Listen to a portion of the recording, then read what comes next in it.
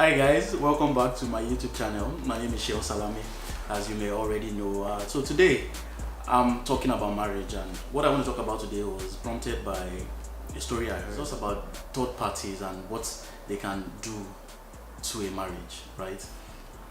When two people get married, and I like to say it like this, that it's okay for you to disagree with people when they are about to get into marriage. If somebody makes a choice, this is the person that I want to marry, it's okay to have issues with it. It's okay to disagree. I've had issues with people who wanted to get married to people who I felt, man, this person is not right for you, okay? But here is the thing that you must understand. Those objections are okay as long as those people are still single. The day they get married, your objections become null and void. So this is the reason why at the altar the pastor is going to say, if you have a reason why these people should not be tied together and all of those different kind of things, right? Come forward now or forever remain silent. What they're basically saying is, what God has joined together, you have absolutely no right. No matter what authority you have over those people, whatever it is, you can be their parents, you can be their pastor, whatever you have, on them. Once they get married and God joins them together in that sense, you have no right whatsoever to interfere in their marriages anymore. And what it means is, whether good or bad, the choices that we make, we will have to live with the consequences. There's no divorce in this thing. This thing is a lifetime journey, and you have to be smart, you have to be careful about it. And when you choose someone and you decide that you're getting married to this person, you must understand that you're going to have to work out your issues first within the two of you as a couple. You must have enough maturity to sit down and work out your issues together. When you begin to go out of your marriage to tell your mom that this is what my wife is doing, or she is telling somebody in our own family, you are telling someone in your own family, and trying to you're going to get into trouble. You're going to get into trouble. You guys need to first sit down as a couple, talk about your issues, try and resolve your issues. Don't bring in, it's really up to the two of you. If you decide right before you get married that it's okay for us to discuss our issues with third parties, then that's okay, right? But in my opinion, I believe that it's better when couples sit down together first to talk about these things.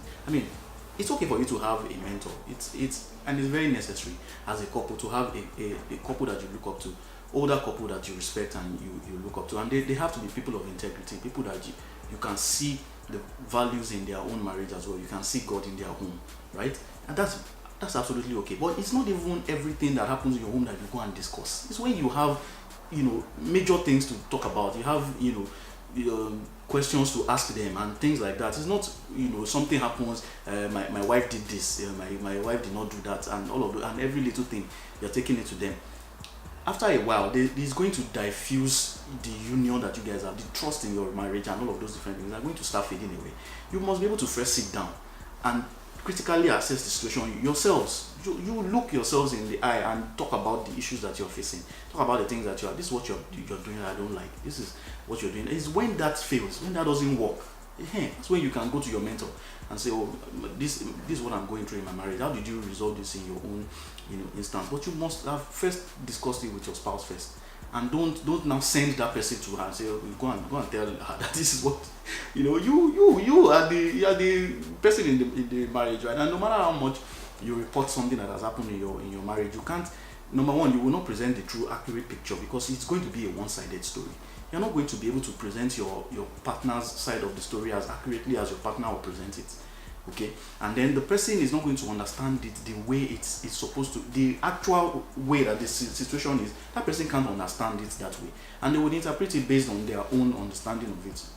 Just like I'm saying some of the things that I say on my channel. I always say that this is just my opinion based on where I'm coming from, based on the things that I'm privileged to know, or that I've been exposed to. Right? There are people out there who have more understanding of these things, who have been in marriage for longer, who have more wisdom, about some of these things, and that's okay. That's the way life is. So you can't expect that the person is going to treat it the way it's actually demands. You are the one who is in the marriage. You are the one who should have enough maturity to tackle the situation, confront your spouse, talk about the issues, and that's what marriage is about. Really, that is really what it is. And it's a journey. You know, the people who come into marriages try and help people resolve issues when couples are fighting. After a while, you will find out that when the couples make up, they become the ones that look bad. You know the way it is. And couples always have a way of finding their way back to each other. And when that happens, you have taken sides with one person, you will now look like the evil one that's trying to destroy a home. So what the Bible says is, what God has joined together, let no man put asunder. If you have objections about a marriage, please keep it valid until they get married. The moment they get married, just you have to hands off them. There's nothing you can do about it anymore. Just let it go and let them live their lives. If they are going to face anything in their marriage, that's up to them. That's their business. They will face whatever challenges come their way.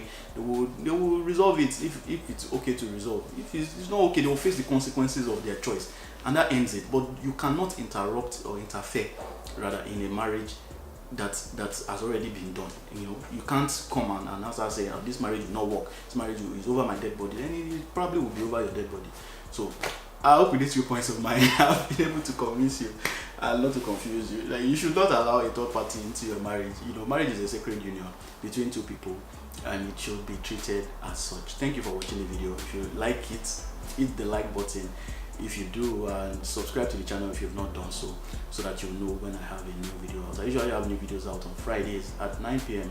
Pacific Standard Time here in Canada, and if you're in Nigeria, that is 5 a.m. on Saturday morning. I have a new video out at those times. Check out some of the other awesome videos I have on the channel. Until I see you again next week, God bless you.